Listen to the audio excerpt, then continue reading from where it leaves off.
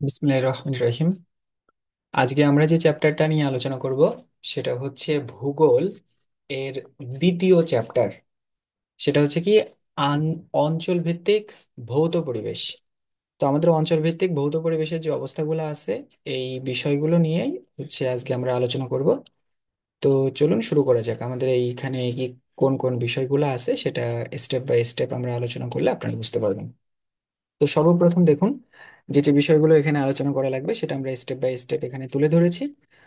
আমরা one by one এখানে আলোচনা করলে আপনারা আশা করি এখানকার যে বিষয়গুলো আছে বিষয়গুলো আপনারা খুব ভালোভাবে বুঝতে পারবেন। তো ঠিক আছে, সর্বপ্রথম দেখুন, যেটা আছে যে সূর্য সূর্য সৌরজগতের কেন্দ্রে অবস্থিত এবং পৃথিবী সূর্যের চতুর্দিকে পরিভ্রমণ করিতেছে। এই তত্ত্বটি কার? এই তত্ত্বটি কার বা পৃথিবী সূর্যের চারিদিকে ঘুরে, এই মতবাদটি কার? তো মনে রাখবেন এই মতবাদটা কিন্তু হচ্ছে কোপার্নিকাসের। এই কোপার্নিকাস যিনি আছেন তার হচ্ছে এই মতবাদ, এবং কোপার্নিকাস যে বছর মারা গেছিলেন সেই বছর আসলে এই যে তত্ত্বটা আছে সেই তত্ত্বটা উনি হচ্ছে দিয়ে যান। এটা হচ্ছে অ্যাকুরেটলি আপনার যদি আমরা ধরি যে কোপার্নিকাস ডায়েট,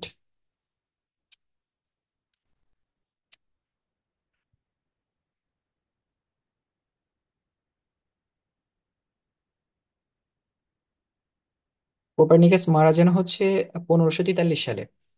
যদি এটা যদি দেখা যায় যে যেমন 1543, 1543 সাল। তো 1543 সালে এই সময় হচ্ছে কোপার্নিকাস এই তত্ত্বটা দিয়ে যান যে আসলে সূর্য পৃথিবীর চারিদিকে ঘুরতেছে। সরি, যে এই পৃথিবী সূর্যের চারিদিকে ঘুরতেছে। কারণ যদি সূর্যকে পৃথিবীর চারিদিকে ঘুরতে হয় তাহলে তাকে আলোর গতির বেশি গতিতে চলতে হয়, যেটা সাধারণত অসম্ভব। তো কোপারনিকাস যখন সর্বপ্রথম এটা বলে, পরবর্তীতে গ্যালিলিও এবং কেপলার এই তত্ত্বটা পরবর্তীতে ওনারা কি করেন, ইনরা এই মতবাদটা উনি যে থিওরিটা দিয়েছিলেন সেটা বিভিন্ন যৌক্তিক ভাবে প্রমাণ করার চেষ্টা করেন। তো সর্বপ্রথম যদি এই প্রশ্নটা আসে যে পৃথিবী সূর্যের চারিদিকে ঘুরে, এটা আসলে সর্বপ্রথম কে বলেছিলেন? তো এটা হচ্ছে নিকোলাস কোপার্নিকাস। নিকোলাস কোপার্নিকাস যিনি সেটা বলেছিলেন, এবং এটা 1543 সালে, খুব বেশি আগে না, এই 1543 সালে তিনি এই মতবাদ বা এই থিওরিটা দেন। এবং পরবর্তীতে এটা কিন্তু প্রমাণ করেন যে গ্যালিলিও এবং হচ্ছে কেপলার এরা কিন্তু প্রমাণ করেন। ওকে, তারপরে লক্ষ্য করুন,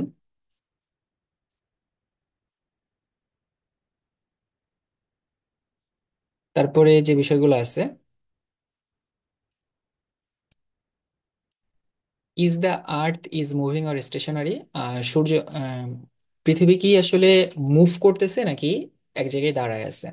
এটা বলছে যে is the earth is is the earth moving or stationary. তো এটা মনে রাখবেন, the earth is moving about its own and also around the sun. তার মানে হচ্ছে পৃথিবীর নিজের যে ঘূর্ণনটা আছে ওন অ্যাক্সিসে, যেটাকে বলে আমরা আবর্তন, সেটা করতেছে এবং সূর্যের চারপাশে রিভলিউশনও দিচ্ছে। তার মানে হচ্ছে পৃথিবী moving about its on rotation. তার মানে রোটেশন যেটা আছে আমরা যদি বলি নিজস্ব আবর্তন, এটা হচ্ছে ডেইলি, এটা করতেছে। এবং সূর্যের চার সাথে মানে চারপাশে যে রিভলিউশন, তার মানে হচ্ছে ইয়ারলি সূর্যের চারপাশে যে ঘোরাটা ঘুরতেছে সেটাও ঘুরতেছে। তার মানে এটা হবে কোনটা? এটা হবে লাস্টেরটা। পৃথিবী নিজের অক্ষের উপর ঘূর্ণনকে কি বলে? পৃথিবী যে নিজের অক্ষের উপর যে ঘুরতেছে এটা হচ্ছে আর্নিং গতি, বা এটাকে বলা হচ্ছে রোটেশন, আর্নিং গতি। তার মানে পৃথিবী প্রত্যেকদিন যেভাবে ঘুরতেছে এই ঘোরাটাকেই আমরা আর্নিং গতি হিসেবে চিহ্নিতকরণ করে থাকি। তারপরে হচ্ছে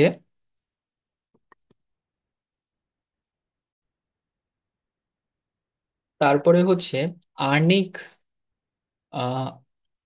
আর্নিক গতিতে পৃথিবী নিজকে প্রতিনিয়ত কোন দিকে আবর্তন করে? আর্নিক আর্নিক গতি যেটা, এই আর্নিক গতিতে পৃথিবী নিজ অক্ষে যদি আমরা হিসাব করি তাহলে দেখবেন এখানে কিন্তু পৃথিবী প্রতিদিন আপনার পশ্চিম থেকে পূর্ব দিকে আবর্তন করে। আমরা যদি পৃথিবীর আসলে কোন দিক থেকে দেখি, আহ উত্তর অক্ষ থেকে দেখি বা উত্তর অক্ষ থেকে দেখি, তাহলে দেখবেন পৃথিবী কিন্তু পশ্চিম থেকে পূর্ব দিকে কি করতেছে? আবর্তন করতেছে। আবার যদি মনে করেন আমরা পৃথিবী মানে দক্ষিণ দিক থেকে দেখি তাহলে কিন্তু এটা পূর্ব থেকে পশ্চিমে আবর্তন করতেছে। তো এটা মনে রাখবেন, আমাদের পৃথিবীর বেশিরভাগ মানুষ কিন্তু উত্তর অক্ষে বাস করে। তো এই কারণে যখন আসলে এই কোশ্চেনটা আসবে যে আসলে আহ্নিক গতিতে পৃথিবী নিজ অক্ষে প্রতিনিয়ত কোন দিকে আবর্তন করতেছে। তো এইটা আসলে এই সিস্টেম অনুযায়ী তখন আমাদেরকে দিতে হবে আহ্নিক গতি অনুযায়ী পৃথিবী হচ্ছে কোন দিকে আবর্তন করতেছে, সেটা হচ্ছে পশ্চিম দিক থেকে পূর্ব দিকে আবর্তন করতেছে। আমাদের পশ্চিম দিক থেকে পূর্ব দিকে আবর্তন করতেছে, কারণ পৃথিবীর বেশিরভাগ মানুষ হচ্ছে আমাদের উত্তর অক্ষে বসবাস করে, এবং উত্তর অক্ষ থেকে দেখলে এটা পশ্চিম থেকে পূর্ব দিকে আবর্তন করে।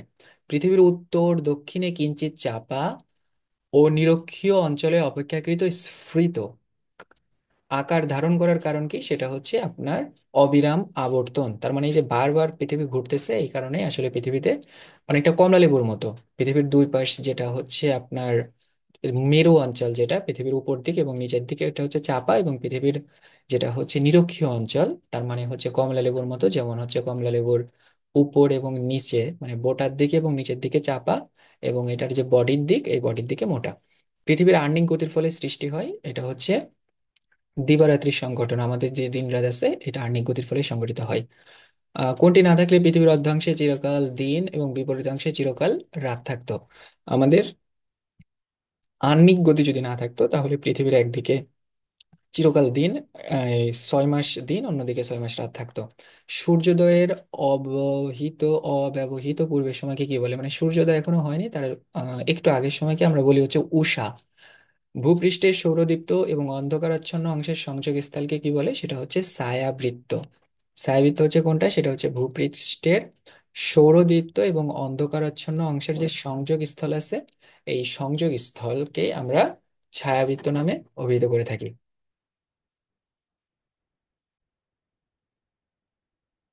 এখানে একটা জিনিস লক্ষ্য করেন, আহ এখানে দেওয়া আছে একটা গুরুবৃত্ত।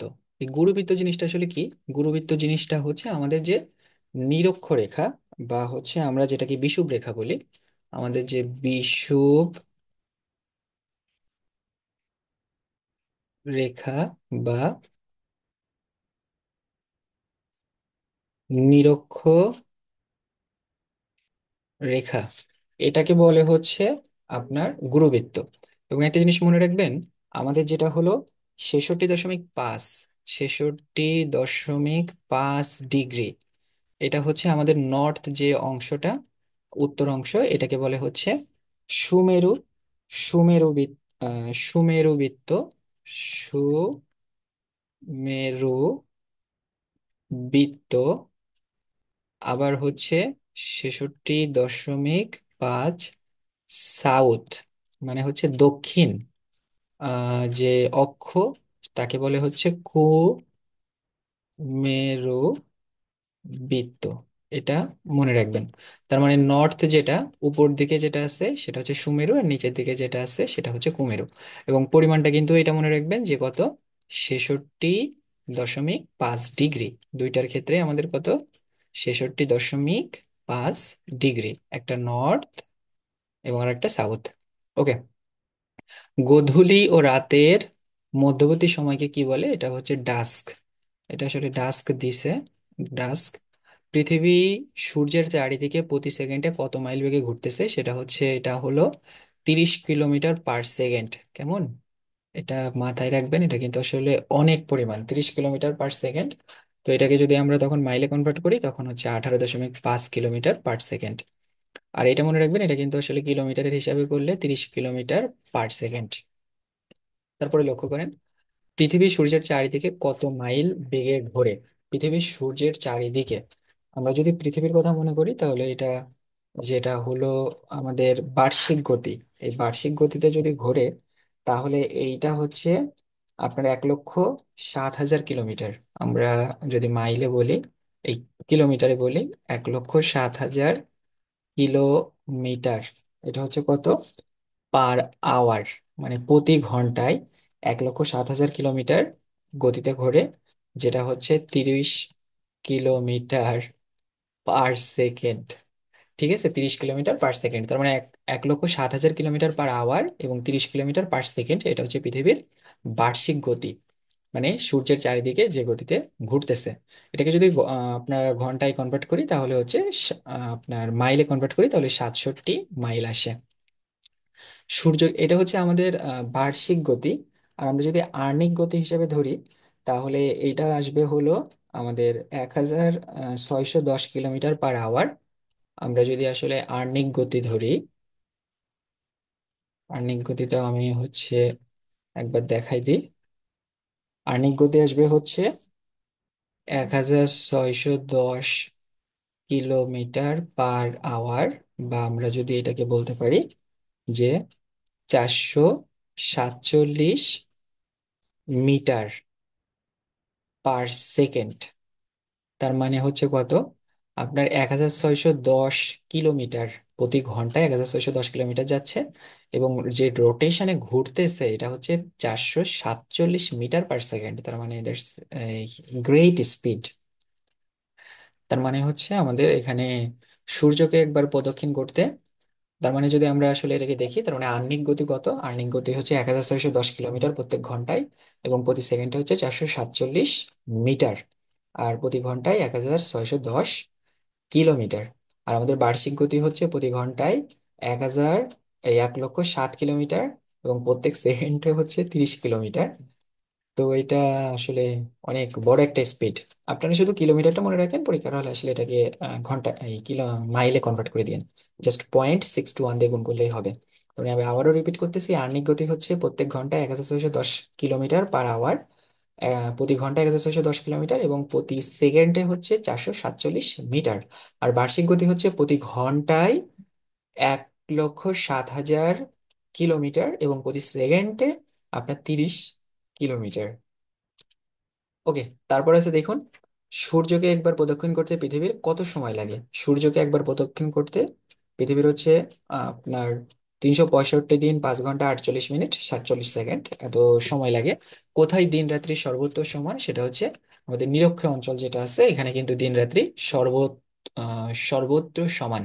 পৃথিবীতে সর্বত্র দিন রাত্রি সমান হয় আমাদের 21শে মার্চ এবং 23শে সেপ্টেম্বর। 21শে মার্চ এবং 23শে সেপ্টেম্বর যে সময়টা, এটা হচ্ছে সূর্য নিরক্ষরেখার উপর থাকে, এবং যখন পৃথিবী নিরক্ষরেখার উপর থাকে, যেমন মনে করেন আমরা যদি আসলে একটা কমলা লেবু আঁকি, মনে করেন এটা একটা কমলা লেবু, এবং এইখানে হচ্ছে নিরক্ষরেখা, এবং সূর্যের যে আলোটা থাকে ঠিক এইখানে ঠিক মাঝামাঝি বরাবর কিন্তু তখন আলো দেয়। সুতরাং আমাদের এই পাশের অঞ্চল এবং এই পাশের অঞ্চল দুই পাশে সমানভাবে তাপ পায়। এই কারণে এই 21শে মার্চ এবং 23শে সেপ্টেম্বর এই দুইটা দিনই কিন্তু উভয় পাশে আমাদের পৃথিবীর সর্বত্র, মানে উত্তর মেরু এবং দক্ষিণ মেরু, দুই দিকেই দিন রাত্রি সমান। এখানে দিন রাত্রি সর্বত্র সমান বলতে আমাদের উত্তর মেরু এবং দক্ষিণ মেরুর কথাটা বলতেছে। বছরে কোন তারিখে দিন রাত্রি সমান হয়? সেটা হচ্ছে আমাদের 21শে মার্চ এবং 23শে সেপ্টেম্বর। আমাদের 21শে মার্চ নেই, তার মানে 23শে সেপ্টেম্বর। দিবারাত্রি পরস্পর সমান এরূপ দিন বছরে কয়বার আসে? সেটা হচ্ছে দুইটা, 21শে মার্চ এবং 23শে সেপ্টেম্বর। উত্তর গোলার্ধে দীর্ঘতম দিন কোনটা? এটা মনে রাখবেন, 21শে জুন। 21শে জুন হচ্ছে উত্তর গোলার্ধে দীর্ঘতম দিন। তারপরে হচ্ছে কোনটা? বাংলাদেশের কোন মাসে সবচেয়ে বড় দিন হয়? সেটা হচ্ছে জুন মাসে, কারণ 21শে জুন হচ্ছে বাংলা এই উত্তর গোলার্ধে সবচেয়ে বড়, এবং বাংলাদেশ যেহেতু উত্তর গোলার্ধে আছে, তো বাংলাদেশের জন্য 21 জুন সবচেয়ে বড় দিন।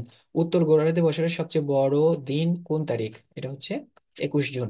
পৃথিবীর দক্ষিণ গোলার্ধে সবচেয়ে বড় দিন সেটা হচ্ছে 22 ডিসেম্বর। 22 ডিসেম্বর সবচেয়ে বড় দিন, কারণ ওই সময় এটাই আপনার কি থাকে, গ্রীষ্মকাল থাকে।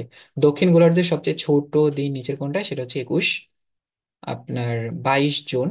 মানে 21 জুন যেহেতু উত্তর গোলার্ধের সবচেয়ে বড় দিন, সুতরাং 22 জুন দক্ষিণ গোলার্ধের সবচেয়ে ছোট দিন। উত্তর গোলার্ধের সবচেয়ে ছোট দিন কোনটা? সেটা হচ্ছে 22 ডিসেম্বর, বা আমরা যদি ধরি এটা কত, তাহলে 22 ডিসেম্বর। নিচের কোনটি সবচেয়ে ছোট দিন? নিচের কোনটিকে যদি আমরা ছোট দিন ধরি, তাহলে হচ্ছে 23 ডিসেম্বর। এটা হচ্ছে আমাদের উত্তর গোলার্ধের জন্য ছোট দিন, যেহেতু 22 ডিসেম্বর দক্ষিণ গোলার্ধের সবচেয়ে বড় দিন। The shortest day of Northern hemisphere in the month of, যদি ছোট দিন হয় তাহলে কিন্তু দেখবেন দ্য শর্টেস্ট নর্থ, মানে উত্তর গোলার্ধে আমাদের সবচেয়ে ছোট দিন কোন মাসে থাকবে? সেটা হচ্ছে ডিসেম্বরে উত্তর গোলার্ধে, কারণ দক্ষিণ গোলার্ধে সাউথ হেমিস্ফিয়ারে 22শে ডিসেম্বর সবচেয়ে বড় দিন। নিচের কোন তারিখে উত্তর গোলার্ধে সবচেয়ে বড় দিন হয়? নিচের কোন তারিখে উত্তর গোলার্ধে সবচেয়ে বড় দিন হয়? উত্তর গোলার্ধে সবচেয়ে বড় দিন হবে 21 জুন। উত্তর গোলার্ধে ও সূর্যের মধ্যে সবচেয়ে বেশি দূরত্ব হয়, উত্তর গোলার্ধ এবং সূর্যের ভিতরে সবচেয়ে বেশি দূরত্ব হবে আপনার 22শে ডিসেম্বর, কারণ 22শে ডিসেম্বর সূর্য দক্ষিণ গোলার্ধের কাছে চলে যায় এবং ওখানে গ্রীষ্মকাল থাকে। দক্ষিণ গোলার্ধ ও সূর্যের মধ্যে বেশি দূরত্ব হয়, দক্ষিণ গোলার্ধ এবং সূর্যের মধ্যে বেশি দূরত্ব হয় 21 জুন, কারণ 21 জুন সূর্য উত্তর গোলার্ধের কাছে চলে আসে এবং উত্তর গোলার্ধে গ্রীষ্মকাল হয়। পৃথিবী সূর্যের নিকটতম স্থানে অবস্থান করে। পৃথিবী সূর্যের নিকটতম স্থানে অবস্থান করে, এটা হচ্ছে আপনার উম, পৃথিবী সূর্যের নিকটতম স্থানে অবস্থান করে, সেটা হচ্ছে আপনার জানুয়ারির 1 তারিখ। জানুয়ারির 1 তারিখ যে সময়টা আছে, এই সময়টাই দেখবেন পৃথিবী সূর্যের নিকটতম স্থানে অবস্থান করে। হ্যাঁ, এই সময়টাই পৃথিবী সূর্যের নিকটতম। আহ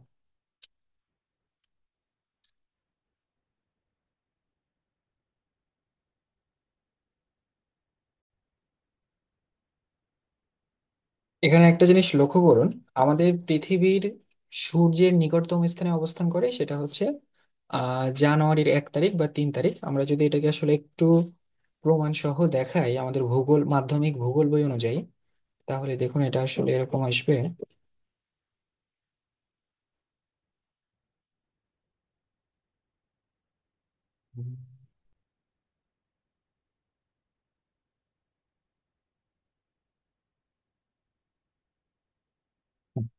এখানে লক্ষ্য করুন, এখানে যে বিষয়টা আসছে, এটা লক্ষ্য করুন কিভাবে আসছে। সেটা হলো আমাদের সূর্য এবং পৃথিবীর যে অবস্থানটা সেটা এখানে তুলে ধরা হয়েছে। দেখেন এখানে আমাদের সূর্য কিভাবে আসতেছে। তাহলে এটা হচ্ছে আমাদের পৃথিবী, এটা হচ্ছে আমাদের পৃথিবী।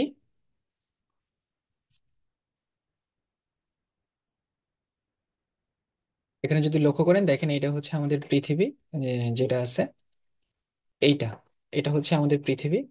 এবং এই পৃথিবীর সাথে দেখুন সূর্য এই সময়টাই আপনার 3রা জানুয়ারি, এটা কিন্তু সবচেয়ে কম দূরত্বে আসতেছে, সেটা হচ্ছে কত, 14,65,83,500 কিলোমিটার।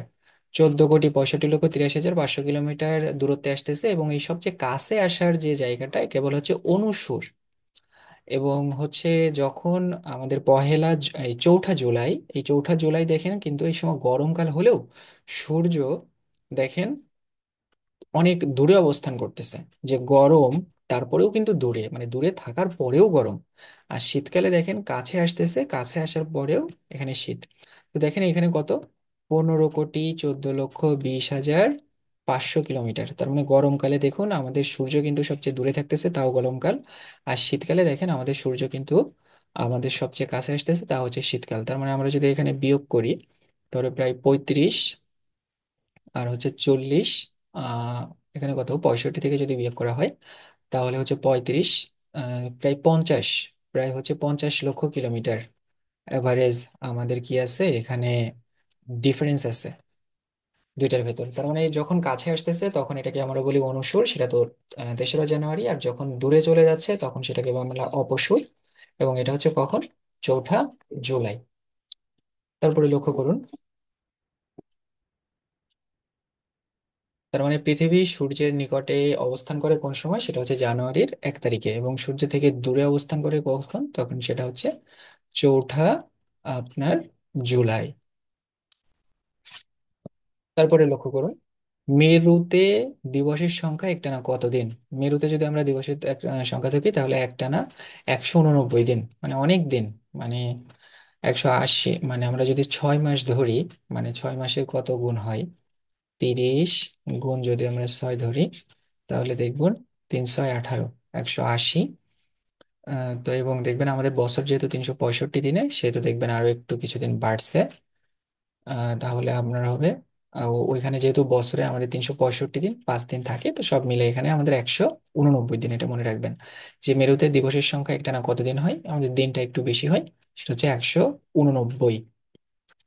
অস্ট্রেলিয়া মহাদেশে উষ্ণতম মাস কোনটা, আমরা যেমন দেখছি অস্ট্রেলিয়াতে, যেমন এটা যেহেতু আমাদের দক্ষিণ অক্ষে, আপনার আহ, যেটাকে বলা হয় যে উত্তর মেরু নাকি দক্ষিণ মেরু, যেহেতু দক্ষিণ মেরুতে অবস্থিত, এবং যেহেতু আমরা জানি যে দক্ষিণ মেরুতে 22শে ডিসেম্বর এটাই হচ্ছে সবচেয়ে আপনার গরম কাল, সেহেতু 22শে ডিসেম্বর যদি হয় তাহলে তো 22শে ডিসেম্বরে, ডিসেম্বরের শুধু একটা সপ্তাহ, তো জানুয়ারি সম্পূর্ণটাই হচ্ছে অনেক গরমকাল।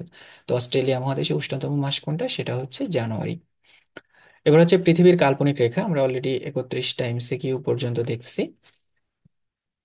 আমাদের এবার দেখুন কাল্পনিক রেখা সম্পর্কে আমরা খুব ভালোভাবে জানবো। কোন রেখা পৃথিবীকে সমান দুই অংশে ভাগ করেছে? আমাদের পৃথিবীতে সমান দুই অংশে যদি ভাগ করা থাকে তাহলে এটা হচ্ছে নিরক্ষরেখা বা বিষুব রেখা, বা এটাকে আমরা বলি গুরুবৃত্ত। তো এটা হচ্ছে আমাদের পৃথিবীকে সমান দুইটি অংশে ভাগ করছে।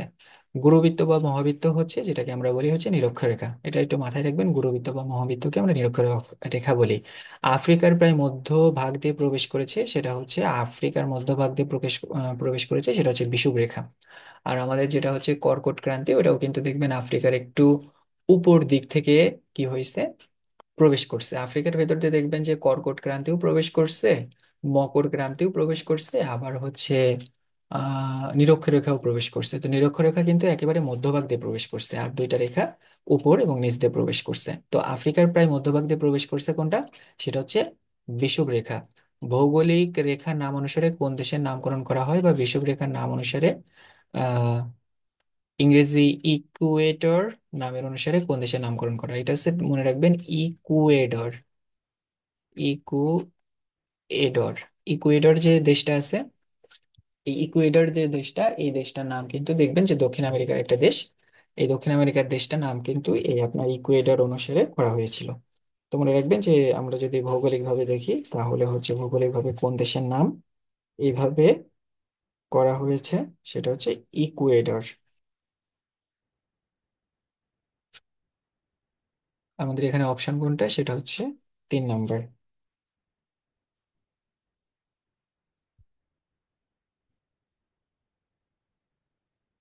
ইকুয়েডর এটা কিন্তু আমাদের দক্ষিণ আমেরিকার একটা দেশ। কর্কট ক্রান্তি রেখা ও মকর ক্রান্তি রেখার মধ্যবর্তী অঞ্চল হচ্ছে, কর্কট ক্রান্তি রেখা এবং মকর ক্রান্তি রেখার মধ্যবর্তী অঞ্চল হচ্ছে, বা কর্কট ক্রান্তি ও মকর ক্রান্তি মধ্যবর্তী অঞ্চলকে কি নামে অভিহিত করা হয়, সেটা হচ্ছে নিরক্ষীয় মণ্ডল বা নিরক্ষ রেখার যে মণ্ডল এটা। নিচের কোন স্থানটি নিরক্ষীয় জলবায়ু অঞ্চলে অবস্থিত? নিচের কোন স্থলটি নিরক্ষীয় জলবায়ু অঞ্চলে অবস্থিত? তার মানে দেখেন, এই প্রশ্নটা অ্যান্সার করতে গেলে কিন্তু আমাদের ওই যে নিরক্ষীয় রেখার যে দেশগুলো আছে, এই দেশগুলো সম্পর্কে আমাদেরকে মাথায় রাখতে হবে যে আমাদের নিরক্ষ রেখা কতগুলো দেশের উপর দিয়ে ক্রস করছে, এবং এই দেশগুলা কিন্তু মনে রাখতে হবে। যেমন নিচের কোনটি, এটা কিন্তু কনসেপচুয়াল কোশ্চেন। নিরক্ষীয় জলবায়ু অঞ্চলে অবস্থিত, মানে এটা থেকে জানতে গেলে আপনাকে যে নিরক্ষীয় রেখা কোন কোন দেশের উপর দিয়ে গেছে এই কনসেপ্টটা খুব ভালোভাবে জানতে হবে। তাহলে কি আপনি কি করবেন, তাহলেই কিন্তু আপনি এই কোশ্চেনটা অ্যান্সার করতে পারবেন। তো দেখবেন এখানে কিন্তু ইন্দোনেশিয়া যে দেশটা আছে, এই ইন্দোনেশিয়ার উপর দিয়ে কিন্তু আপনার নিরক্ষীয় জলবায়ু অঞ্চল বা নিরক্ষরেখা গিয়েছে। তো আমরা যদি টোটাল দেখি যে আসলে কতগুলো দেশের উপর দিয়ে আমাদের এই যে নিরক্ষীয় রেখা যেটা, এটা গেছে, তাহলে দেখবেন।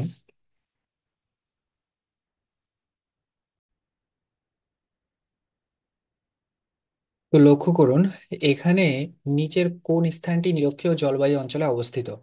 নিরক্ষীয় জলবায়ু অঞ্চলে অবস্থিত। এখন দেখেন আমাদের পৃথিবীর ভেতর দিয়ে যে নিরক্ষরেখাটা গেছে, এই নিরক্ষরেখাটা কিন্তু সর্বমোট 13টা দেশকে ক্রস করছে। তো এই 13টা দেশকে একটু মনে রাখবেন, যে এখানে হচ্ছে দক্ষিণ আমেরিকার আপনার 3টা, আর আফ্রিকার 7টা, এবং হচ্ছে যেটা এশিয়ার 3টা, সর্বমোট 13টা। এবং আমরা দেখি যে কোন 13টা দেশ গেছে, এটা কিন্তু খুবই ইম্পর্ট্যান্ট। পরীক্ষার সময় অনেকে আসে যে নিচের কোনটি নিরক্ষীয় জলবায়ু অঞ্চলে অবস্থিত, বা নিচের কোনটির উপর দিয়ে নিরক্ষরেখা কি হয়েছে, বা নিচের কোন কোন দেশের উপর দিয়ে নিরক্ষরেখা অতিক্রম করছে। তো লক্ষ্য করুন, এখানে লক্ষ্য করেন যে যেই দেশের চার্টগুলো রয়েছে এখানে, এই দেশগুলো হচ্ছে আমাদের নিরক্ষীয় অঞ্চলের ভেতর দিয়ে গিয়েছে, বা নিরক্ষরেখা এই পাশে এই যে অংশ আছে এই অংশ দিয়ে গেছে। 1 নম্বরে লক্ষ্য করেন, এখানে সর্বপ্রথম আমরা যদি দেখি, সর্বপ্রথম যদি দেখি তাহলে সর্বপ্রথম হচ্ছে ইকুয়েডর। ইকুয়েডর এই দেশের নামও কিন্তু আসলে এই নিরক্ষরেখা বা ইকুয়েটরের জন্যই করা হয়েছে।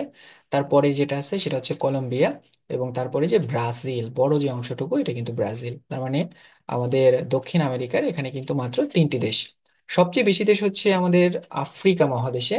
সর্বপ্রথম যেটা, সেটা হচ্ছে সাও টমি অ্যান্ড প্রিন্সিপ প্রিন্সিপ এটা সাও টমি অ্যান্ড প্রিন্সিপি প্রিন্সিপি এই যে দেশটা আছে, এই দেশটা সাও টমি অ্যান্ড প্রিন্সিপি। তারপর হচ্ছে রিপাবলিক অফ কঙ্গো, কঙ্গো যে দেশটা আছে সেটা। তারপর হচ্ছে এর পাশে যদি ধরা হয়, এর পরে দেখেন যে কঙ্গোর পরে যদি আমরা ধরি সেটা হচ্ছে গ্যাবন। গ্যাবন এবং গ্যাবনের পরে যে অংশটুকু আছে তার ডেমোক্রেটিক রিপাবলিক অফ কঙ্গো। একটা জিনিস লক্ষ্য করেন, এটা কিন্তু দেখবেন যে রিপাবলিক অফ দ্য কঙ্গো আর Democratic Republic of the Congo, দুইটা কিন্তু দেখবেন যে একটু হলেও আলাদা আছে। তার মানে এখানে যেটা আছে দেখুন, একটা হচ্ছে গণ রিপাবলিক যেটা আছে সেটা হচ্ছে আপনার প্রজাতন্ত্র, এটা হচ্ছে রিপাবলিক অফ কঙ্গো। আর ডেমোক্রেটিক রিপাবলিক প্রজাতন্ত্র, এটা হচ্ছে প্রজাতন্ত্র, আর এটা হচ্ছে প্রজাতন্ত্র। তার মানে একটা হচ্ছে রিপাবলিক অফ কঙ্গো আর একটা হচ্ছে ডেমোক্রেটিক রিপাবলিক অফ কঙ্গো। তারপরে হচ্ছে দেখুন উগান্ডা, তারপরে হচ্ছে উগান্ডার পরে হচ্ছে কেনিয়া, এবং সর্বশেষ যেটা আছে সেটা হচ্ছে সোমালিয়া। আর এখানে আমাদের মালদ্বীপস, আমাদের এশিয়া মহাদেশের ভিতরে ঢুকলে মালদ্বীপস, মালদ্বীপস এর পরে যদি আমরা দেখি তাহলে এখানে দেখতে পাবো আমাদের ইন্দোনেশিয়া, অনেক জায়গা জুড়ে ইন্দোনেশিয়ার এটা, এবং সর্বশেষ হচ্ছে কিরিবাটি। কিরিবাটি যে দেশটা আছে সেটা হচ্ছে এটা কিরিবাটি। তো সর্বপ্রথম দেখেন আমাদের এশিয়ার ভেতরে কিন্তু দেখবেন এই তিনটা দেশ, তার মানে এশিয়ার ভেতরে তিনটা, আর দক্ষিণ আমেরিকায় তিনটা, এবং আমাদের যেটা ছিল, আমাদের কোনটাকে বলি আমরা, আফ্রিকা, আফ্রিকার একেবারে মাঝখান থেকে গেছে, আফ্রিকায় হচ্ছে টোটাল সাতটা। তার মানে টোটাল আমরা যদি ধরি তাহলে হচ্ছে টোটাল 13 কান্ট্রিজ। এই 13 কান্ট্রিজ খুবই গুরুত্বপূর্ণ, আমরা কিন্তু এই 13 কান্ট্রিজকে মনে রাখবো। সর্বপ্রথম কোনটা, সেটা হচ্ছে ইকুয়েডর, তারপরে কোনটা, তারপর হচ্ছে কলম্বিয়া এবং ব্রাজিল, তারপর হচ্ছে সাও টমি অ্যান্ড প্রিন্সিপি, তারপর রিপাবলিক অফ কঙ্গো, তারপরে হচ্ছে আমরা যদি ধরি গ্যাবন, তারপরে Uganda, Somalia, Kenya, Democratic Republic of Congo. বাংলাদেশের ভিতরে যে তিনটা আছে মালদ্বীপস, ইন্দোনেশিয়া, আর বাংলাদেশ না, এশিয়ার ভিতরে যে তিনটা আছে মালদ্বীপস, ইন্দোনেশিয়া অ্যান্ড কিরিবাটি। আমাদের সবচেয়ে মনে রাখতে হবে হচ্ছে আমাদের এই যে আফ্রিকার ভিতর যে সাতটা দেশ আছে এই সাতটা দেশটা আপনারা মাথায় রাখেন। তো আশা করি আপনারা বুঝতে পারছেন। ঠিক আছে, তাহলে আমরা আহ নতুন যে চ্যাপ্টার আছে নতুন চ্যাপ্টারে চলে যাই। ওকে, এবার লক্ষ্য করেন আমাদের এখানে তাহলে অন্য যে বিষয়গুলো ছিল এই বিষয়গুলো তখন আমরা দেখি।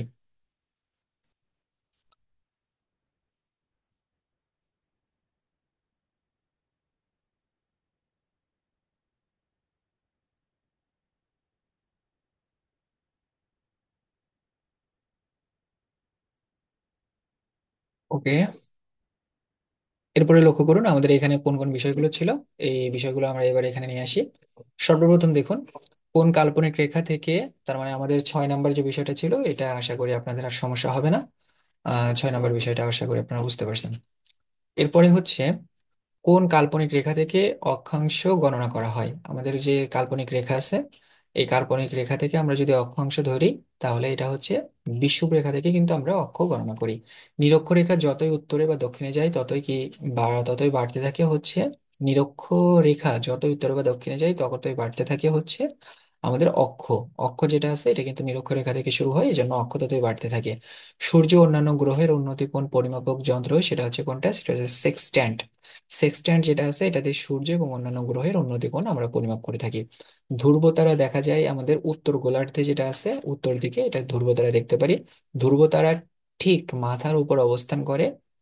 ধ্রুবতারা মানে সুমেরু বিন্দুর ঠিক মাথার উপরে অবস্থান করে ধ্রুবতারা। কিসের সাথে নটিক্যাল মাইলের দৈর্ঘ্যের ভিন্নতা হয়, সেটা হচ্ছে অক্ষ, কারণ অক্ষের সাথে কিন্তু নটিক্যাল মাইলের দৈর্ঘ্যের ভিন্নতা হয়। ভূগোলকে কতগুলো অক্ষাংশ রেখা আছে, সেটা হচ্ছে 181টা। একটা বেশি আছে, কারণ হচ্ছে 0 ডিগ্রি যেটা আছে, জিরো, জিরো থেকে যদি আমরা যাই, জিরো থেকে আমাদের কত, 180। তো যদি এটা টোটাল সবগুলোকে যোগ করি তাহলে কিন্তু 181টা হয়, যেহেতু আমাদের জিরো ইনক্লুসিভ।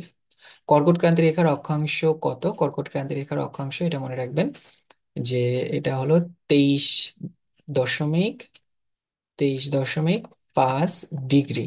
তো দেখেন এখানে কিন্তু আমাদের ডিগ্রিটাকে এই 5 মানে ভেঙে দিছে।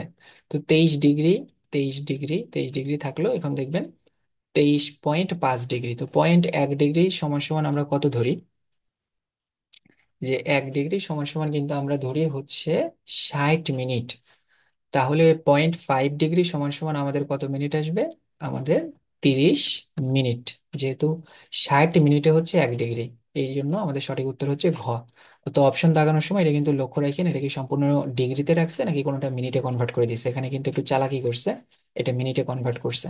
কেমন? তো এরকম এগুলো মাথায় রেখেন। সর্বপ্রথম এইখানে ঠিক আছে, 23.5 উত্তর অক্ষকে কি বলে, সেটা হচ্ছে কর্কট ক্রান্তি। এশিয়ার দক্ষিণ ভাগ দিয়ে অতিক্রম করছে কোনটা, এশিয়া এবং এশিয়ার দক্ষিণ ভাগ দিয়ে অতিক্রম করছে হচ্ছে কর্কট ক্রান্তি রেখা। What is tropic of capricorn? Capricorn যেটা আছে, topic of tropic of cancer মানে হচ্ছে কর্কট ক্রান্তি রেখা। আর ট্রপিক অফ ক্যাপ্রিকর্ন এটা হচ্ছে সাউথ, আপনার 23.5 ডিগ্রি সাউথ ল্যাটিটিউড যেটা আছে অক্ষ, এটাকে বলে হচ্ছে টপিক অফ ক্যাপ্রিকর্ন। মকর ক্রান্তি রেখা কোনটি? মকর ক্রান্তি, মকর ক্রান্তি হচ্ছে 23, এখানে দেখেন 23 ডিগ্রি 30 মিনিট, এখানে আসলে নেই। মকর ক্রান্তি তো নিচের দিকে, দক্ষিণ অক্ষ, উত্তর অক্ষ হবে না, এটা পূর্ব দ্রাঘিমা হবে না, পশ্চিম দ্রাঘিমা, এটা হচ্ছে অক্ষ। মানে এখানে 20 আসলে হয়নি, এখানে আসলে 23 হবে। 23 ডিগ্রি 30 মিনিট কোনটা? দক্ষিণ অক্ষ হবে। 22শে ডিসেম্বর সূর্য কোন রেখার উপর লম্বভাবে কিরণ দেয়, সেটা হচ্ছে আপনার মকর ক্রান্তি রেখার উপর, মকর ক্রান্তি রেখার উপর। নিচের কোন দেশটি দক্ষিণ গোলার্ধে অবস্থিত? আমরা যদি দক্ষিণ গোলার্ধে ধরি, তাহলে দেখবো যে আসলে অস্ট্রেলিয়া যেটা আছে এটা কিন্তু দক্ষিণ গোলার্ধে অবস্থিত। 66.5 উত্তর অক্ষাংশ কি নামে পরিচিত, সেটা হচ্ছে সুমেরু বৃত্ত। উত্তর মানে হচ্ছে সুমেরু বৃত্ত। What is there in the north polar region, region বা উত্তর মেরুতে কি আছে? উত্তর মেরুতে হচ্ছে আর্ক আপনার আর্কটিক ওশান। আমাদের উত্তর মেরুতে যে সাগরটা আছে সেটার নাম হচ্ছে আর্কটিক ওশান। আমাদের উত্তর মেরুতে যে সাগরটা থাকে তাহলে সেটার নাম কি, সেটার নাম হচ্ছে আর্কটিক ওশান। তারপরে দেখুন, আহ মেরুরেখা বা অক্ষরেখার দক্ষিণ প্রান্ত বিন্দুকে বলে, আমাদের মেরুরেখা বা অক্ষরেখা, এটা যে দক্ষিণ প্রান্ত বিন্দু, দক্ষিণ প্রান্ত বিন্দু সেটা হচ্ছে আমাদের কুমেরু। মানে মেরু রেখা বা হচ্ছে আমাদের অক্ষরেখা, রেখার দক্ষিণ প্রান্ত বিন্দুকে কি বলে? দক্ষিণ প্রান্ত বিন্দু বলতে সাধারণত দক্ষিণ দিকটাকে কি বলে, সেটা হচ্ছে কুমেরু। উত্তর দিক হচ্ছে সুমেরু, দক্ষিণ দিক হচ্ছে কুমেরু। The south pole is located in the Antarctic. Antarctic যেটা আছে এই অ্যান্টার্কটিকের এরিয়াতে কিন্তু সাউথ পোল অবস্থিত। এটা মূল মধ্যরেখার মান কত? মূল যে মধ্যরেখা, এই মূল মধ্যরেখা কিন্তু 0 ডিগ্রি, কারণ আমাদের এই যে পৃথিবীর 0 ডিগ্রি ধরে গ্রিনিচ মান মন্দিরের সাথে কাজ করা হয় সেটা। মূল মধ্যরেখা হতে পূর্বে বা পশ্চিমে কোন স্থানের কৌণিক দূরত্বকে ওই স্থানের কি বলে, বা মূল মধ্যরেখা হতে পূর্বে বা পশ্চিমে কোন স্থানের কৌণিক দূরত্বকে বলা হয়, সেটা হচ্ছে দ্রাঘিমা। আমাদের মূল মধ্যরেখা থেকে পূর্ব বা পশ্চিম যখনই আমরা ধরবো তখনই মনে রাখবেন এটা কিন্তু দ্রাঘিমা। মানে পূর্ব বা পশ্চিম, পূর্ব বা পশ্চিম দিকে আমরা হিসাব করি হচ্ছে দ্রাঘিমা দিয়ে, এবং উত্তর এবং দক্ষিণে আমরা হিসাব করি অক্ষ দিয়ে। এটা মনে রাখলেই আমাদের পরীক্ষার হলে কনফিউশন কেটে যাবে আশা করি। পূর্ব বা পশ্চিম মানেই হলো দ্রাঘিমা, আর উত্তর বা দক্ষিণ মানেই হলো অক্ষ। দ্রাঘিমা রেখাগুলো অর্ধবৃত্তাকার, এটা কিন্তু দেখবেন আমাদের প্রায় 180 ডিগ্রি। তো 180 ডিগ্রি মানে এটা কত, আমাদের কত হবে, এটা হবে কিন্তু আমাদের অর্ধ বৃত্তাকার। আমাদের যে দ্রাঘিমা রেখাগুলো আছে এই রেখাগুলো কিন্তু 180 ডিগ্রি, এই কারণে অর্ধ বৃত্তাকার হবে দ্রাঘিমা রেখাগুলো। এই জিএমটি কি? জিএমটি এখানে উত্তর আছে।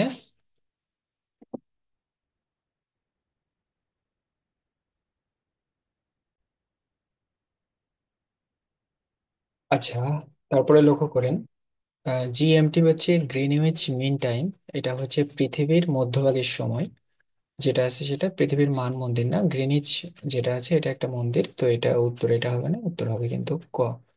তারপরে আছে দেখুন, জিএমটি মানে কি, সেটা হচ্ছে গ্রিনিচ মিন টাইম। এই যে গ্রিনউইচ মিন টাইম, এটা গ্রিনিচ দ্রাঘিমার মান কত ডিগ্রি, সেটা হচ্ছে 0 ডিগ্রি। গ্রিনিচ মান মন্দির কোথায় অবস্থিত, এটা একটা কোশ্চেন, যে গ্রিনিচ মান মন্দির কোথায় অবস্থিত। এটা কিন্তু মনে রাখবেন যে এটা কিন্তু যুক্তরাজ্য, তার মানে হচ্ছে লন্ডন যুক্তরাজ্য অবস্থিত, লন্ডন যুক্তরাজ্য। গ্রিনিচ শব্দটি কিসের সাথে সম্পর্কিত, এটা কিন্তু আপনার যে সময়, কারণ আমরা কিন্তু সময়ের সাথে এটা সময়ের হিসাব করি। এই গ্রিনিচ মান মন্দিরের ওখানের অবস্থানের সাথে অন্য কোথাও অবস্থানকে আমরা সময়ের হিসাব করি। গ্রিনিচ মিন টাইম কোন শহরের সময়ে, কোনো ব্যবধান নেই, সেটা হচ্ছে লন্ডন। সময় শূন্যরেখা কোন দেশে অবস্থিত, সেটা হচ্ছে যুক্তরাজ্য। আর বাংলাদেশ স্ট্যান্ডার্ড টাইম ও গ্রিনিচ মানমন্দিরের সময় হচ্ছে জিএমটি +6, 6 ঘন্টা। Which of the following time zone, which of the following time zone is Bangladesh, সেটা হচ্ছে জিএমটি+6। জিএমটি+6 গ্রিনিচ মান সময় থেকে বাংলাদেশ সময় কত ঘন্টা আগে, সেটা হচ্ছে 6 ঘন্টা আগে। Which of the following is the longest time, মানে সবচেয়ে বড় সময় কোনটা এই নিচের সময়ের ভিতরে, তো লিখুন 1500 সেকেন্ড, তারপরে আছে 1500 মিনিট, তার মানে সেকেন্ড বাদ, তারপরে হচ্ছে 10 ঘন্টা। 10 ঘন্টা যদি আমরা দেখি, তাহলে 10 এর সাথে হচ্ছে আমাদের যদি প্রত্যেক ঘন্টায় কত মিনিট করে, 60 মিনিট, তার মানে হচ্ছে 600 মিনিট। আর একদিন, একদিনকে যদি আমরা মনে করি, তাহলে দেখুন আমাদের একদিন মানে কি, আমাদের 10 ঘন্টা, আহ তারপরে আবার হচ্ছে 10 ঘন্টা, তারপরে হচ্ছে 4 ঘন্টা। তাহলে দেখেন প্রত্যেক ঘন্টায় কয় মিনিট, 60 মিনিট করে, তার মানে হচ্ছে 600, এখানেও 600, আর এখানে 60 দিলে হচ্ছে 424, এই 240। তার মানে যদি আমরা টোটাল যোগ করি, 6 6 12 আর 4 14, 1440 মিনিট। তার মানে সবচেয়ে বড় সময় কোনটা, সেটা হচ্ছে খ, 1500 মিনিটস। সূক্ষ্ম সময় মাপার যন্ত্র কোনটি, সেটা হচ্ছে ক্রোনোমিটার। ক্রোনোমিটার কি, সেটা হচ্ছে সময় মাপার যন্ত্র। জাহাজের সময় নিরূপণের জন্য ব্যবহৃত হয়, সেটা হচ্ছে ক্রোনোমিটার ব্যবহৃত হয়। সমুদ্রে দ্রাঘিমা নির্ণয়ের যন্ত্র কোনটি, দ্রাঘিমা নির্ণয়ের যন্ত্র হচ্ছে ক্রোনোমিটার। এই ক্রোনোমিটার দিয়ে দ্রাঘিমা নির্ণয় করে এবং দ্রাঘিমা দেখে কিন্তু সময় নির্ণয় করে। বাংলাদেশে রাত 8টা হলে আন্তর্জাতিক সময় কত, বাংলাদেশে যদি রাত 8টা হয়, তাহলে আন্তর্জাতিক সময় হবে আমাদের কত, আপনার রাত, মানে আন্তর্জাতিক সময় বলতে 24 আওয়ারে হইলে এটা হবে আপনার 12 আর 8 20। দুইটি স্থানের মধ্যে দ্রাঘিমাংশের পার্থক্য 1 ডিগ্রি হলে সময়ের পার্থক্য হলো, এখানে বলছে যে দুইটি স্থানের মধ্যে দ্রাঘিমাংশের পার্থক্য 1 ডিগ্রি হলে সময়ের 1 ডিগ্রি সমান সমান হচ্ছে 4 মিনিট। আমাদের এমনি যে মিনিট ধরবো, এই মিনিটের 1 ডিগ্রি সমান সমান কত মিনিট হবে, সেটা মানে সময়ের পার্থক্য যদি আমরা ধরি, সেটা হচ্ছে 4 মিনিট করে।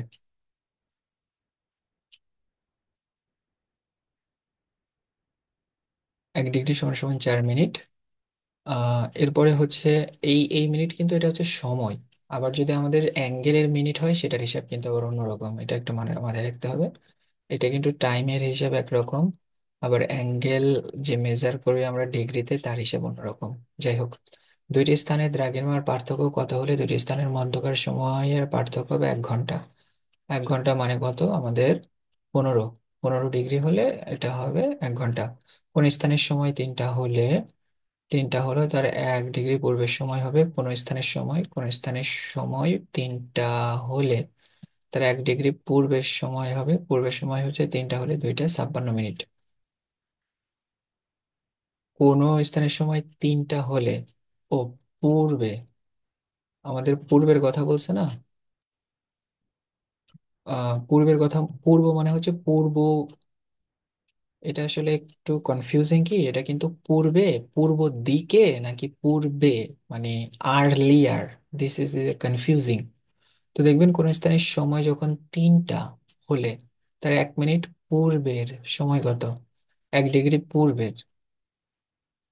এখানে 1 ডিগ্রি মানে যেহেতু পূর্বের কথা বলছে, মানে তাহলে হবে হচ্ছে 1 ডিগ্রি পূর্ব দিকে। পূর্ব দিকে তো জানেন যে পূর্ব দিকে সময় বেশি থাকে, তার মানে হচ্ছে 3টা 4 মিনিট। তারপরে এসে দেখুন কোন স্থানের সময় 3টা হলে 10 ডিগ্রি পূর্বের সময় হবে, কোন স্থানের সময় 3টা হলে 10 ডিগ্রি পূর্বের সময় হবে, 10 ডিগ্রি পূর্ব, তাহলে হচ্ছে 4 মিনিট করে, 1 ডিগ্রি সমান সমান 4 মিনিট, তার মানে হচ্ছে আপনার 3টা 40 মিনিট। তার মানে এখানে দেখুন 3টা 40 মিনিট, 3টা বেজে 40 মিনিট হবে, তো কোনোটাই নেই, তার মানে হচ্ছে কোনোটাই নাই।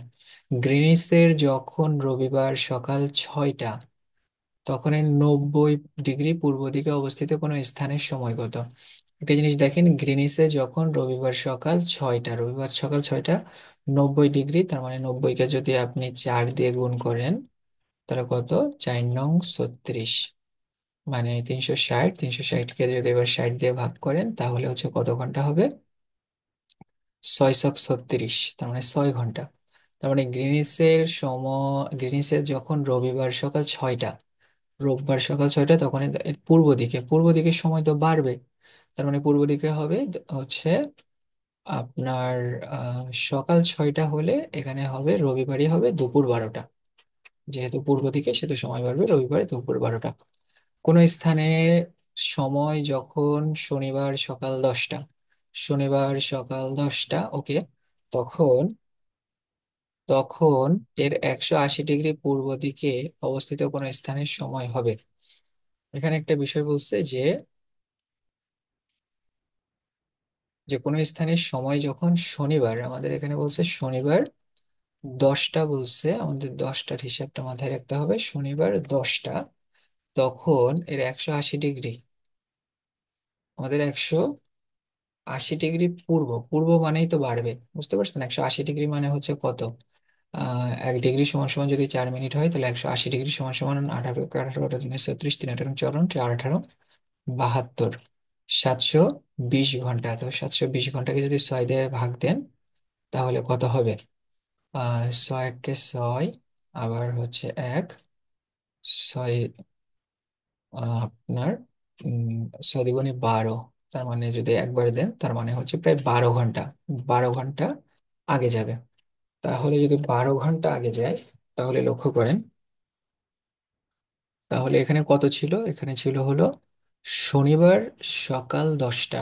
তার মানে 12 ঘন্টা যদি আগে যায় তার মানে হবে শনিবার সকাল 10টা হলে শনিবার রাত, রাত হয়ে যাবে।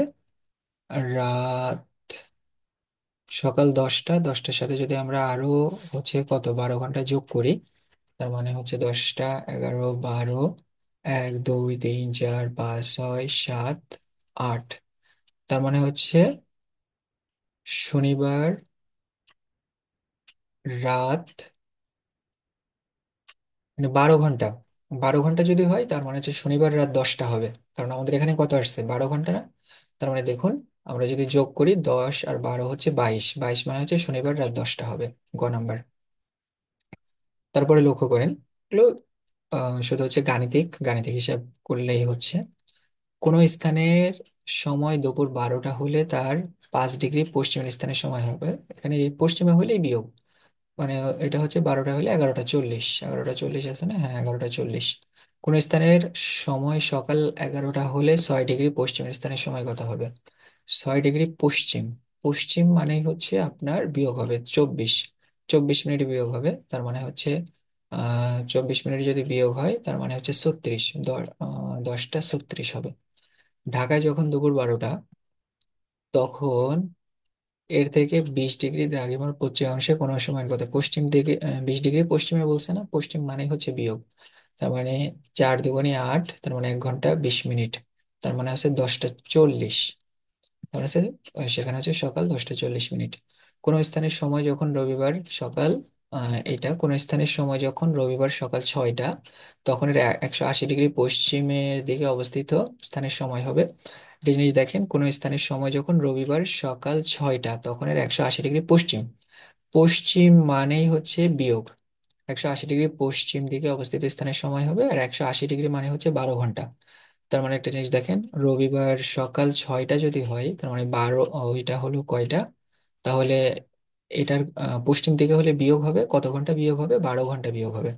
তার মানে হচ্ছে শনিবারে চলে যাবে, শনিবারের ওখানে 24 থেকে যদি আমরা 6 বাদ দিই তাহলে কত থাকবে? 18, মানে শনিবার সন্ধ্যা 6টা হবে, শনিবার সন্ধ্যা 6টা। বাংলাদেশে যখন সকাল 9টা তখন পাকিস্তান, এখানে একটু এটা মাথায় রাখবেন যে বাংলাদেশ এবং পাকিস্তানের এখানে যে সময়ের কথাটা বলছে, বাংলাদেশে যখন সকাল 9টা তখন পাকিস্তানের কত, এরাই আসলে পার্থক্য দিছে হচ্ছে 1 ঘন্টার। বাংলাদেশ এবং হচ্ছে ভারতের সাথে 1 ঘন্টা মানে হচ্ছে 15 ডিগ্রি, ঠিক আছে? তার মানে বাংলাদেশে যখন সকাল 9টা তখন পাকিস্তানের সময় হবে কয়টা? সকাল 8টা, 15 ডিগ্রির ব্যবধান ধরছে, সকাল 8টা। ঢাকায় যখন দুপুর 12টা, ঢাকায় যদি দুপুর 12টা হয় তখন টোকিওতে সমান জাপান, আপনার জাপানের টোকিওতে সময় কত? জাপানের টোকিওতে তখন সময় হবে আপনার 3টা 20 মিনিট। এগুলো, এই টিকগুলো একটু মাথায় রাখবেন, কারণ এটার কনসেপচুয়াল, মানে আপনাকে কিন্তু টোকিওর দ্রাঘিমা আমাদের বুঝতে হচ্ছে। তো টোকিওতে যদি আমরা আসলে জাপানের টোকিওর যদি আমরা দ্রাঘিমা ধরি, তখন দেখবেন ওখানে কিন্তু কত, 135 ডিগ্রি। তো 135 ডিগ্রি যদি হয়, জাপানের টোকিওতে যদি হয় কত ডিগ্রি, 135 ডিগ্রি, এখান থেকে আমাদের 90 ডিগ্রি হয়তো অ্যাভারেজ আমরা বাদ দিই, তাহলে দেখেন থাকে কত, আপনার 45 ডিগ্রি। 45 ডিগ্রিকে যদি আমরা 4 দিয়ে গুণ দিই, যেহেতু 1 ডিগ্রি সমান সমান 4 মিনিট, 4×5 = 0, হাতে থাকে 2, 4×4 = 16, 17, 18, 180। তার মানে হচ্ছে এটাকে যদি আমরা ঘন্টা 60 দিয়ে গুণ করি, ভাগ করি, তাহলে হচ্ছে 3 ঘন্টা। 3 ঘন্টা আমাদের হচ্ছে পার্থক্য। তার মানে ঢাকায় যখন দুপুর 12টা, তখন টোকিওতে সময় হবে, মানে 3 ঘন্টা টোকিওর সময় বেশি হবে। তাহলে 12 থেকে 1টা, 2টা, 3টা। তো এখানে কত দিচ্ছে দেখেন তো, 3টা 20 মিনিট, হ্যাঁ একটু বেশি, মানে আর একটু বেশি ধরছে, 20 মিনিট বেশি ধরছে। তার মানে হচ্ছে আরো 5 ডিগ্রি বেশি ধরছে। মানে আমরা এখানে ধরছিলাম কত ডিগ্রি, 45 ডিগ্রি, ওরা 50 ডিগ্রি ধরছে। এই জন্য এটা হচ্ছে এসে দাঁড়াইছে কত, 3টা বেজে, আমরা 3 ঘন্টা ধরছিলাম, ওটা 3 ঘন্টা 20 মিনিট ধরছে, 3টা বেজে 20 মিনিট। আহ 3টা বেজে 20 মিনিট। তারপরে হচ্ছে ঢাকাতে যখন 24 মে দুপুর 12টা, লন্ডনে তখন সময় কত? লন্ডনে যেহেতু পশ্চিম দিক, পশ্চিম মানেই হচ্ছে বিয়োগ। তো দেখেন একটা জিনিস, ঢাকাতে যখন 24 মে দুপুর 12টা, তখন লন্ডনের সময় কত? এখন ঢাকা থেকে লন্ডনের আপনারা হচ্ছে কি দেখতে হবে, আহ প্রথমে দ্রাঘিমা কত ডিফারেন্স। তো মনে রাখবেন, লন্ডনের যে গ্রিনিচ মান মন্দির, ওখানে তো আমাদের 0 ডিগ্রি, আর আমাদের বাংলাদেশে তো 88 থেকে 92 ডিগ্রি, তো আমরা 90 ডিগ্রি ধরলাম। তো 90 ডিগ্রি যদি ধরি, তো 90 ডিগ্রি সমান সমান হচ্ছে কত মিনিট, আপনার 180 ডিগ্রি যদি হয় হচ্ছে 12, তো 90 ডিগ্রিতে হচ্ছে 6 ঘন্টা। কেমন? যদি আমরা হচ্ছে কি করি, আপনার এটাতে 4 দিয়ে গুণ করি, 4 নং 36, তাহলে 6 ঘন্টা হবে। তার মানে এটা 6 ঘন্টা কমবে। তার মানে দুপুর মে আমাদের 12টা ছিল, তার মানে ওইটা তখন 6 ঘন্টা কমে যাবে, সেটা হচ্ছে 24 মে, সেটাই হবে, তখন হবে সকাল, 24 মে সকাল 6টা। গ নাম্বার, কোন রেখা অতিক্রম করলে একদিন যোগ বা বিয়োগ করতে হবে? সেটা হচ্ছে আন্তর্জাতিক তারিখ রেখা যোগ বা অতিক্রম করলে একদিন যোগ বা বিয়োগ করতে হয়। কোন রেখা অতিক্রম করলে দিন ও তারিখ পরিবর্তন হয়, বা কোন রেখার কারণে দিন ও তারিখ পরিবর্তন হতে দেখা যায়, সেটা হচ্ছে আন্তর্জাতিক তারিখ রেখা। আন্তর্জাতিক তারিখ রেখা কল্পনা করা হয়, সেটা হচ্ছে 180 ডিগ্রি বরাবর, 180 ডিগ্রি বরাবর আন্তর্জাতিক তারিখ রেখা কল্পনা করা হয়। তারপর হচ্ছে 60 নম্বর, কোনো অক্ষ বা দ্রাঘিমা পার হলে নাবিকদের তারিখ বদলাতে হয়। কোন অক্ষ? অক্ষ তো না, এটা মেনলি হচ্ছে দ্রাঘিমা। এটা হচ্ছে আপনার 180 ডিগ্রি দ্রাঘিমা, অক্ষ হবে না, এটা হচ্ছে দ্রাঘিমা। 180 ডিগ্রি দ্রাঘিমা আমরা ক্রস করলে আমাদের তারিখ এবং দিন বদলাতে হয়। কল্পিত আন্তর্জাতিক তারিখ রেখা টানা হয়েছে কোনটির উপর দিয়ে? সেটা হচ্ছে জলভাগেদের উপর দিয়ে। জলভাগ যেটা আছে এই উপর দিয়ে টানা হয়েছে, কারণ যদি আমরা কোনো স্থলভাগের উপর দিয়ে টানতাম, স্থলভাগের উপর দিয়ে টানলে সমস্যা ছিল কি আমাদের, একই দেশে একই সাথে তখন দুইটা সময় হয়ে যেত। এটা আসলে খুবই বিভ্রান্তিজনক, কনফিউজিং, এই কারণে এটা আমরা কিন্তু জলভাগের উপর দিয়ে দিছি। তারপরে হচ্ছে আন্তর্জাতিক তারিখ রেখা বাংলাদেশের কোন জেলার উপর দিয়ে গেছে? আন্তর্জাতিক তারিখ রেখা বাংলাদেশের কোনো জেলার উপর দিয়েই যায়নি, কারণ হচ্ছে কি আন্তর্জাতিক তারিখ রেখাটা হচ্ছে লন্ডনে, এটা হচ্ছে কোনটাই নয়। আন্তর্জাতিক তারিখ রেখা সম্পর্কে নিচের কোনটি তথ্যটি সঠিক নয়? রেখাটি আঁকাবাঁকা, এটা সঠিক। রেখাটি জাপানের কয়েকটি দ্বীপের উপর দিয়ে গিয়েছে, এটা আসলে জানি না। প্রশান্ত মহাসাগরে অবস্থিত, হ্যাঁ প্রশান্ত মহাসাগর, হ্যাঁ এটা আটলান্টিক প্রশান্ত মহাসাগরে অবস্থিত। উত্তর মেরু থেকে দক্ষিণ পর্যন্ত একটা কাল্পনিক রেখা, হ্যাঁ এটা সঠিক। রেখাটি জাপানের না, দ্বীপের উপর দিয়ে যায়নি, কারণ এটা আসলে কোনো স্থলভাগের উপর দিয়ে এটাকে নেওয়া হয়নি, এই জন্য এটা রং। ঢাকার প্রতিবেদক স্থান কোথায় অবস্থিত? সেটা হচ্ছে চিলি। চিলি আমাদের আছে, চিলির পাশে, সেটা হচ্ছে দক্ষিণ আমেরিকার অন্তর্গত, চিলির নিকটবর্তী প্রশান্ত মহাসাগরে। এটা একটু মনে রাখবেন, চিলি, চিলি কথাটা মনে রাখবেন, এখানে চিলি হচ্ছে কিওয়ার্ড। চিলির নিকট প্রশান্ত মহাসাগর, আমাদের চিলির নিকট যে প্রশান্ত মহাসাগর আছে, সেটা হচ্ছে ঢাকার প্রতিপাদ্য স্থান। বা আমরা যদি ঢাকা শহরের এই পাশ দিয়ে ফুড়ে পৃথিবীর ওপারে এফোর ওফোর করে ফেলি, তাহলে আমরা কোথায় গিয়ে পৌঁছাবো? সেটা হচ্ছে চিলির নিকট প্রশান্ত মহাসাগরে গিয়ে পৌঁছাবো। পরিবেশের সাথে জীবদেহের সম্পর্ক সম্বন্ধীয় বিদ্যায়, ওখানে আমরা পরিবেশ চ্যাপ্টারে চলে এসেছি। পরিবেশের সাথে আমরা পরিবেশ এবং এটার সাথে জীবদেহের সম্পর্ক, এই সম্বন্ধ বিদ্যাকে আমরা বলি পরিবেশ। পরিবেশ এবং আমাদের জীবদেহ, এটা হচ্ছে ইকোলজি। আমাদের ইকোলজিতে কিন্তু পরিবেশ এবং জীবদেহের ভিতরে একটা সম্পর্ক আছে। পরিবেশ ভালো থাকলে মানুষ আসলে একটু ভালো ফিল করে, প্লাস আরো অনেক সম্পর্ক আছে। ইকোলজির বিষয়বস্তু হলো প্রাণী জগতের পরিবেশের সঙ্গে অভিযোজনের উপায় নির্দেশ। প্রাণী জগতের, এই যে আমাদের অভিযোজনের যে বিষয় আছে, যে প্রাণী জগৎ এবং পরিবেশ, এটার সঙ্গে অভিযোজনের উপায় নির্দেশ।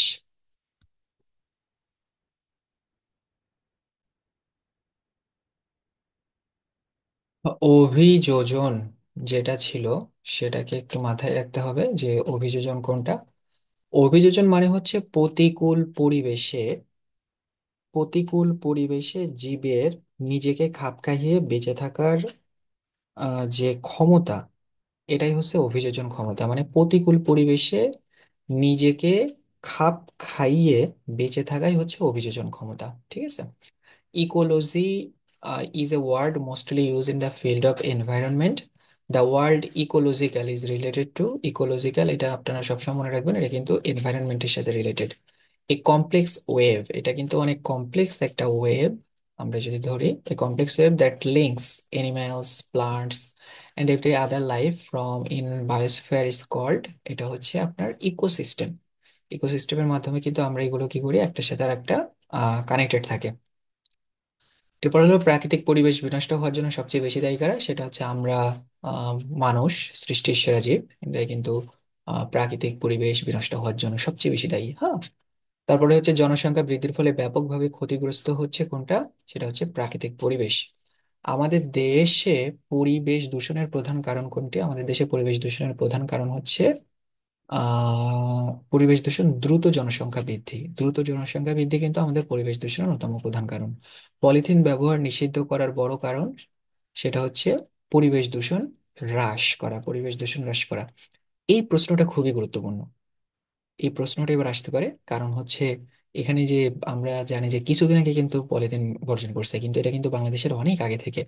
যে বাংলাদেশ কবে থেকে পলিথিন শপিং ব্যাগ ব্যবহার ও বাজারজাতকরণ নিষিদ্ধ হয় বাংলাদেশে, সেটা হচ্ছে আপনার 1 মার্চ 2002 সাল। এটা কিন্তু খুবই গুরুত্বপূর্ণ যে মার্চের 1 তারিখ 2002 সাল, মানে মার্চের 1 তারিখ 2002 সাল থেকে এটা কিন্তু হয়। এটা সব সময় মনে রাখবেন, এটা খুবই গুরুত্বপূর্ণ একটা প্রশ্ন। মার্চের 1 তারিখ 2002 সাল। 2 স্ট্রোক বিশিষ্ট ইঞ্জিনে 4 স্ট্রোক বিশিষ্ট ইঞ্জিনের চাইতে বায়ু দূষণ আপনার কোনটা বেশি? আমাদের এখানে বলছে 2 স্ট্রোক বিশিষ্ট ইঞ্জিনে 4 স্ট্রোক বিশিষ্ট ইঞ্জিনের চাইতে বায়ু দূষণ হয়, এখানে দিছে হলো বেশি হয়। এখানে আছে 2 স্ট্রোক বিশিষ্ট ইঞ্জিনে 4 স্ট্রোক বিশিষ্ট ইঞ্জিনের চাইতে বায়ু দূষণ বেশি হয়। এখানে স্ট্রোক বলতে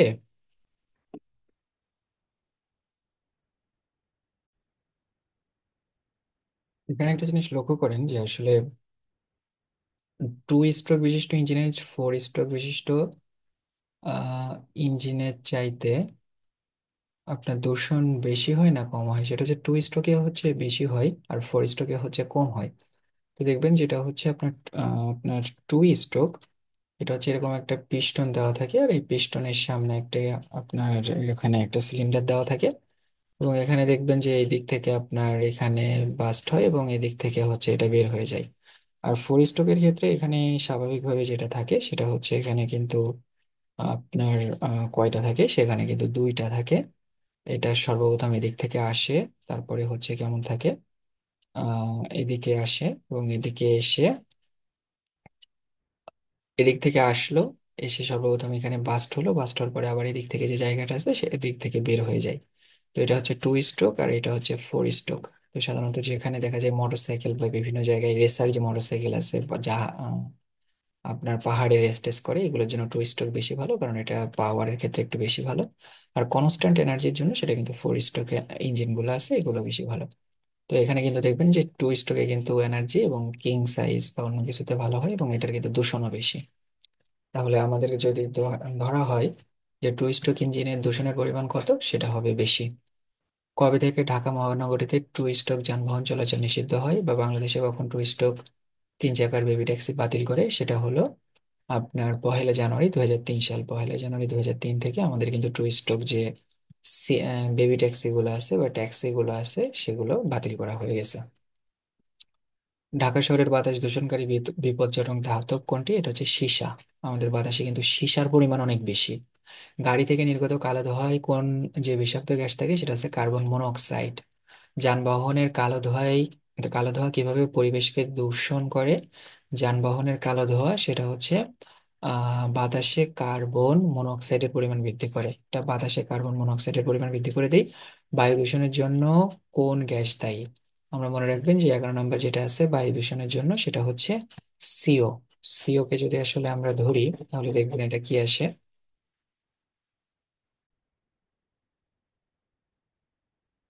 হ্যাঁ, এখানে লক্ষ্য করেন যে বায়ু দূষণের জন্য কোনটি দায়ী, সেটা হচ্ছে আপনার কার্বন মনোঅক্সাইড। আমরা এখানে যেটা দেখতেছি এই যে সিও, এই সিও মানে হচ্ছে আপনার আহ কার্বন মনোঅক্সাইড। CARBON, কার্বন, আপনার কোনটা, মোনো, MONOXIDE, কার্বন মনোক্সাইড। তার মানে আমরা যদি ধরি যে সিও মানে কি, সিও মানে হচ্ছে কার্বন কার্বন মনোক্সাইড। ঠিক আছে, তার মানে বায়ু দূষণের জন্য কোন দেশ দায়ী সেটা মনে রাখবেন যে সিও মানে হচ্ছে কোনটা, কার্বন মনোক্সাইড। বায়ু দূষণের জন্য প্রধানত দায়ী সেটা হচ্ছে কার্বন মনোক্সাইড, এটা মনে রাখবেন ওই যে সিও, কার্বন মনোক্সাইড। আর নিচের কোনটি প্রাইমারি দূষক সেটা হচ্ছে নাইট্রোজেন।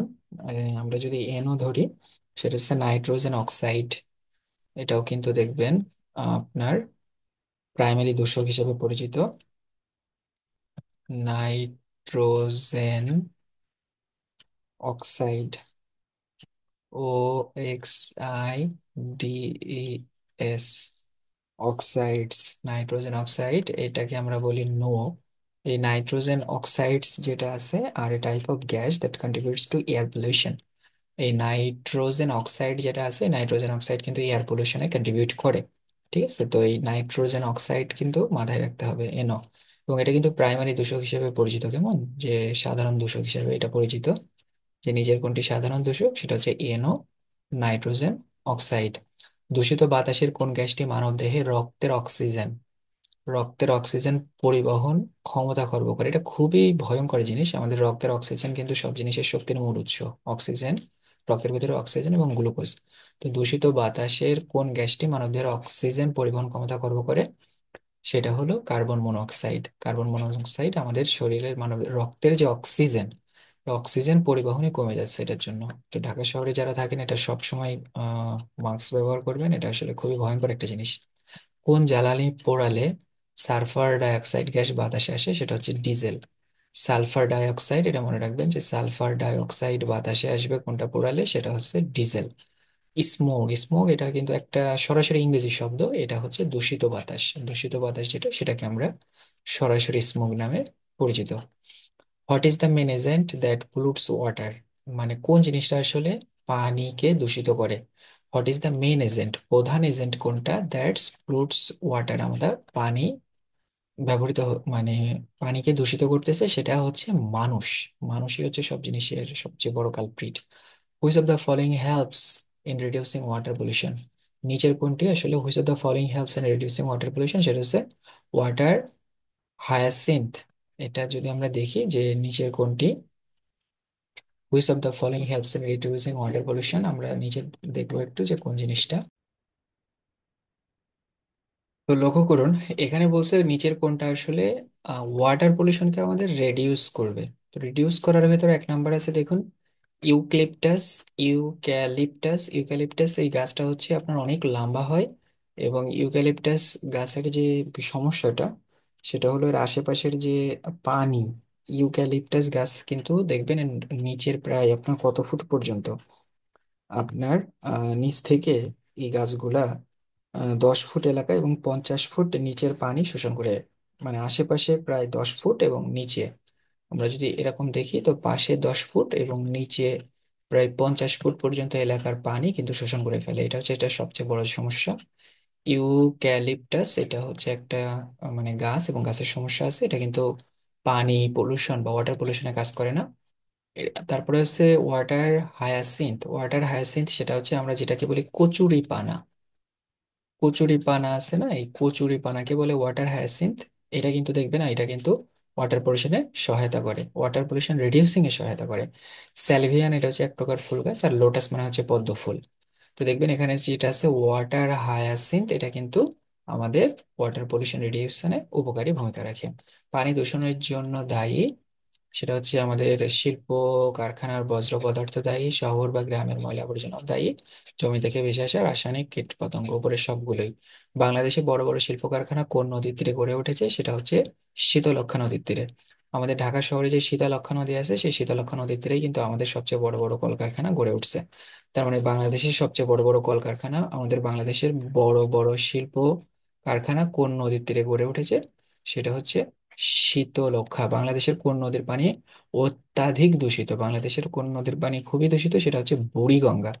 আমাদের বুড়িগঙ্গা নদীর পানি কিন্তু অত্যাধিক পরিমাণ দূষিত। বাংলাদেশের কোন নদীর পানি অত্যাধিক পরিমাণ দূষিত, সেটা হচ্ছে বুড়িগঙ্গা। পরিবেশের কোন দূষণের ফলে প্রধানত উচ্চ রক্তচাপ হতে পারে, বা কোন দূষণের ফলে কারণে উচ্চ রক্তচাপ জনিত রোগ হতে পারে, সেটা হচ্ছে শব্দ দূষণ। শব্দ দূষণ যেটা আছে, এই কারণে কিন্তু উচ্চ রক্তচাপ হতে পারে। পরিবেশ রক্ষার কাজ করে কারা? পরিবেশ রক্ষায় কাজ করে হচ্ছে বাপা। বাপা মানে কি? এটা হচ্ছে দেখবেন, এটা কিন্তু বাংলাকে ইংরেজি করা বা ইংরেজিকে বাংলা করা, যেটাই বলি এটা একটু মাথায় রাখবেন। সেটা হচ্ছে বাপা মানে হচ্ছে বাংলাদেশ আপনার পরিবেশ আন্দোলন। আমরা বাপা যদি দেখি, সেটা হচ্ছে বাংলাদেশ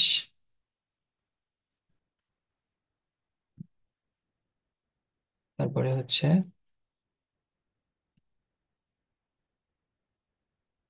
পরিবেশ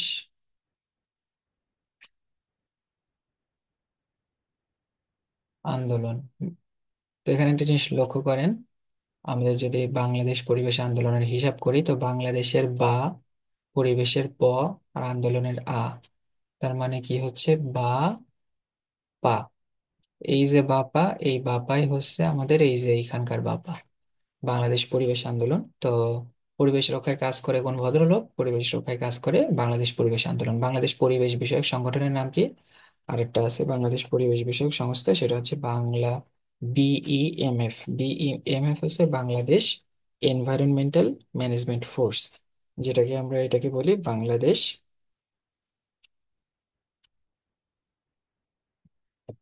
বিইএমএফ, যেটাকে আমরা বলি, দেখেন বাংলাদেশের পরিবেশ বিষয়ক সংগঠনের নাম, এটা হচ্ছে বিইএমএফ।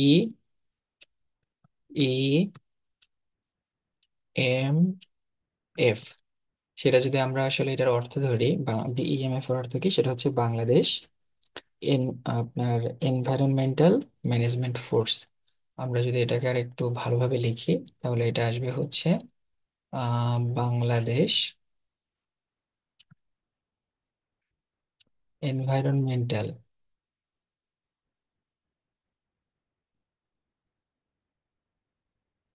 Bangladesh environmental management